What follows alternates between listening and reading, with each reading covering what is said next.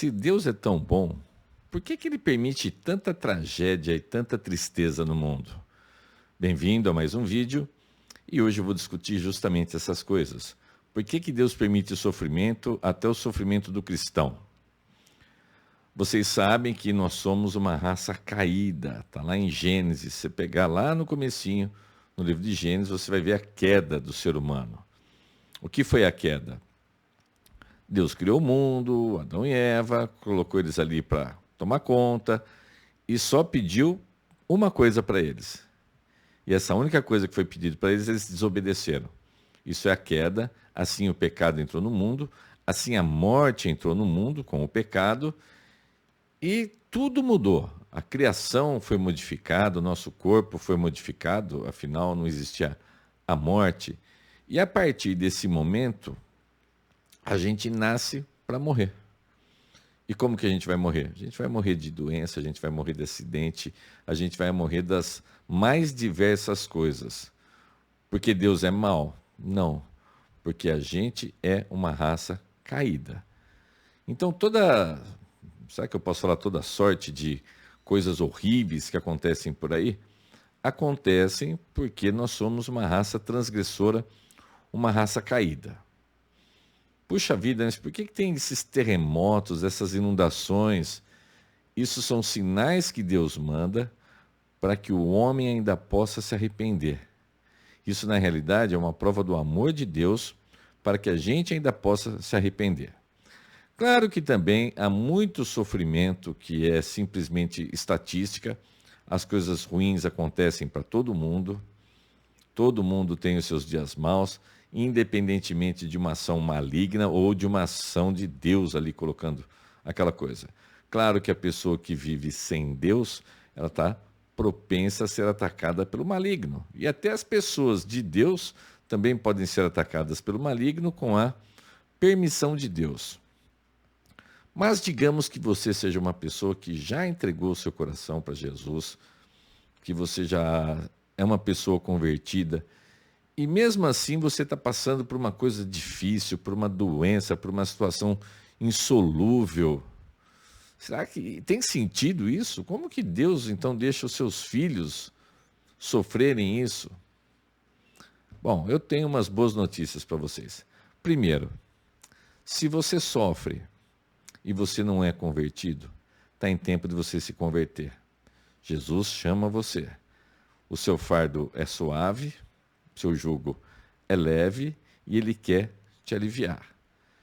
Então, se você vier para Cristo, você pode ter certeza que você vai ser aliviado dos seus problemas. Significa que nunca você vai ter problema? Não, você pode ter problema sim. Então, primeiro eu estou falando para você que não entregou a vida ainda. Está em tempo de você entregar. Está em tempo sua vida mudar, seus problemas se resolverem. Você tem um problema de tristeza, você tem um problema de uma doença insolúvel. Você pode vir para Cristo. Está em tempo. Você tem uma tristeza que não sai por nada. Vem para Cristo. Mas você já entregou. Pode o cristão sofrer? Pode. Pode. A Bíblia fala que assim como um pai disciplina um filho para que as coisas fiquem melhor para o filho, Deus também pode fazer isso. Então eu vou pegar uma carta do apóstolo Pedro. Você sabe que o apóstolo Pedro ele escreveu duas cartas, 1 Pedro, 2 Pedro. Eu vou pegar 1 Pedro, capítulo 1. Então, primeira carta de Pedro, capítulo 1. Eu vou ler do versículo 3 em diante. Olha que palavras bonitas. Todo louvor seja a Deus, o Pai de nosso Senhor Jesus Cristo. Por sua grande misericórdia, Ele nos fez nascer de novo, por meio da ressurreição de Jesus Cristo dentre os mortos. Agora temos uma viva esperança e uma herança imperecível, pura e imaculada, que não muda nem se deteriora, guardada para vocês no céu.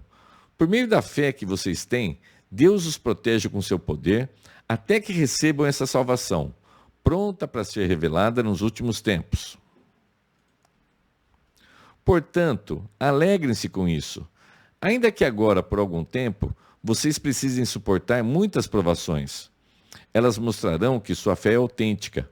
Como o fogo prova e purifica o ouro, assim sua fé está sendo experimentada, e ela é muito mais preciosa que o simples ouro. Isso resultará em louvor, glória e honra no dia em que Jesus Cristo for revelado. Embora nunca o tenham visto, vocês o amam. E ainda que não o vejam agora, creem nele e se regozijam com alegria inexprimível e gloriosa, pois estão alcançando o alvo de sua fé, a sua salvação. Até mesmo os profetas queriam saber mais sobre essa salvação e investigaram a respeito quando profetizaram acerca da graça preparada para vocês. Buscavam descobrir a que tempo ou ocasião se referia o Espírito de Cristo que neles estava, ao predizer o sofrimento de Cristo e sua grande glória posterior. Foi-lhes dito que suas mensagens não eram para eles, mas para vocês. E agora essas boas novas lhe foram anunciadas por aqueles que pregaram pelo poder do Espírito Santo enviado do céu. É algo tão maravilhoso que até os anjos anseiam observar. Vou voltar um pouquinho aqui, ó. Olha só. Agora temos uma viva esperança e uma herança imperecível, pura e imaculada, que não muda nem se deteriora. Numa linguagem mais antiga, em outras traduções, está escrito que é uma coroa imarcessível. Você sabe que é imarcessível? É que não murcha nunca, que não apodrece, que não estraga. Então sim, Deus pode deixar você sofrer, assim como o ouro é purificado no fogo, você é purificado por Deus através de um sofrimento. Ele experimenta a sua fé. Mas isso é para produzir em você honra, glória, lá na frente, quando Jesus for revelado. Então, se você está passando por algo muito difícil, e a gente passa, hein? É impressionante como que a gente passa por situações terríveis, coisas que você olha e fala assim, mas não é possível. Por que esse povo quer o meu mal desse jeito? Por que as pessoas se alegram? Porque não basta você sofrer, né? Tem gente que se alegra com o seu sofrimento. Tem gente que torce pelo seu sofrimento. Tem muita gente que, se você contar uma coisa triste, vai falar assim, nossa, que pena, mas por dentro a pessoa está sorrindo, a pessoa está feliz. O mundo é muito mal. Tem muita gente maligna por aí, tem muita gente desejando gratuitamente o nosso mal. E aí você olha para cima e fala, meu Deus, mas por que eu estou passando por tudo isso? O que está acontecendo? Sabe, é uma doença, é uma situação complicadíssima, eu não sei, mas pode ser Deus te experimentando. Mas isso é algo tão passageiro, isso é algo tão pequeno comparado ao que está por vir, que o apóstolo Pedro lhe coloca que os próprios profetas lá do Antigo Testamento, eles ficavam maravilhados com isso, eles queriam saber para quando, porque eles profetizavam acerca da vinda de Cristo, do sofrimento de Cristo, que Cristo sofreu no nosso lugar na cruz, e os profetas queriam saber, mas a eles foi dito o seguinte, olha, não é para vocês, é para nós. Olha que lindo. A gente aqui no Novo Testamento, a gente recebe uma coisa pronta, totalmente explicadinha. Lá no Antigo Testamento as coisas eram mais complicadas, difíceis de entender. E é algo tão maravilhoso, esse poder do Evangelho, essa coisa maravilhosa que Cristo traz, é algo tão absurdamente poderoso que diz o texto que os próprios anjos querem observar esse processo. Então, isso que pode vir a acontecer na sua vida é algo tão poderoso, tão grandioso, é uma salvação tão louca que até os anjos querem observar isso acontecer na sua vida. Você já pensou o que é isso? Algo tão grande que até anjo quer ver acontecer isso na sua vida? Então, o cristão pode sofrer? O cristão pode sofrer, sim. É algo natural, é algo... Você pode pegar a carta aos Hebreus, carta aos Hebreus lá no Novo Testamento também, ninguém sabe quem é que foi que escreveu, mas a carta aos Hebreus trata de um seguinte tema, da grandiosidade de Cristo, como que Cristo é superior a tudo, como que Cristo é o sacrifício perfeito que acaba de vez com todo o sacrifício, é um sacrifício feito uma única vez, tão poderoso que ele é definitivo para salvar a sua alma, para salvar a gente do inferno. Então, a carta aos Hebreus trata disso daí. E lá no finalzinho, ele coloca que você não tem que ficar triste com o sofrimento, não. Que o sofrimento vem, mas que é um pai corrigindo. o filho. Então você não pode ficar triste com isso. O sofrimento faz parte da vida do cristão. Agora, eu sou cristão. Eu estou passando por um sofrimento indizível, digamos assim. E eu passo mesmo por sofrimentos. A vida do cristão é um vale de lágrimas. Agora, mesmo no meio dessa tristeza, mesmo no meio da tribulação, eu tenho a paz, eu tenho a serenidade de saber que Deus está comigo, que tudo está nas mãos de Deus. Claro que as minhas ações, elas cobram a responsabilidade, a gente acaba pagando por aquilo que a gente faz. Mas eu sei que Deus está comigo, eu sei que se eu estou doente e eu sarar, glória a Deus. Mas eu sei que eu estou doente e se eu vier a morrer por culpa dessa doença, glória a Deus, porque assim que eu fechar os olhos neste mundo, eu vou abrir os olhos lá do outro lado. Eu vou estar ao lado de Cristo. E quando Ele voltar aqui para os novos céus e para a nova terra, eu vou estar num novo corpo, num corpo glorificado, num corpo que não é mais capaz de pecar, num corpo que não tem mais dor, que não tem mais doença.